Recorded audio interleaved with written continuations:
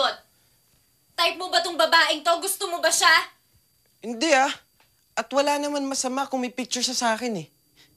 Talent namin siya ni ate, kaya hindi nakakapagtaka kung may tinatagong picture niya. Yan yung ayoko sa'yo eh. Ang dumi ng isip mo. Jiro, sorry na. Sorry na, nabigla lang ako. I guess, ganito lang talaga kita kamahal, kaya pati litrato ng babae pinagseselosan ko. Nakakatuwa talaga yung concert ng bago niyong alaga, no? Hanggang ngayon, hi pa rin ako. Galing naman kasi ni Honey. Sinabi mo pa. Kaya nga natutuwa ako at bumalik ka dito sa Pinas para manood ng show niya.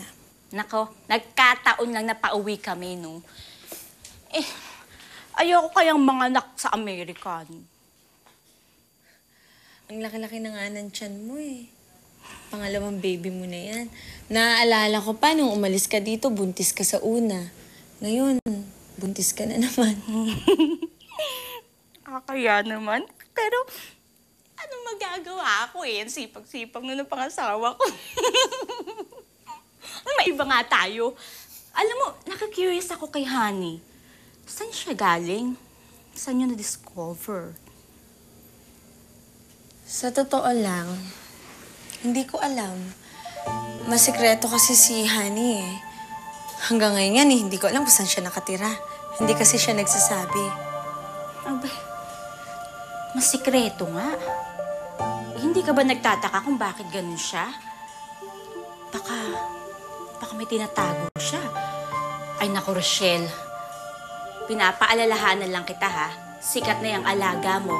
Kaya kung ano man yung mga tinatago niya, dapat concern mo.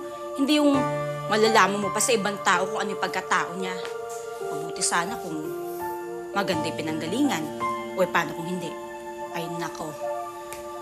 Baka pati kayo mapahamak kasi alaga niyo yan. So, anong point mo? Ang point ko lang naman eh, hindi ba mas maganda kung ngayon pa lang malaman at makilala mo na kung ano talaga yung pagkatao ni Honey na yan?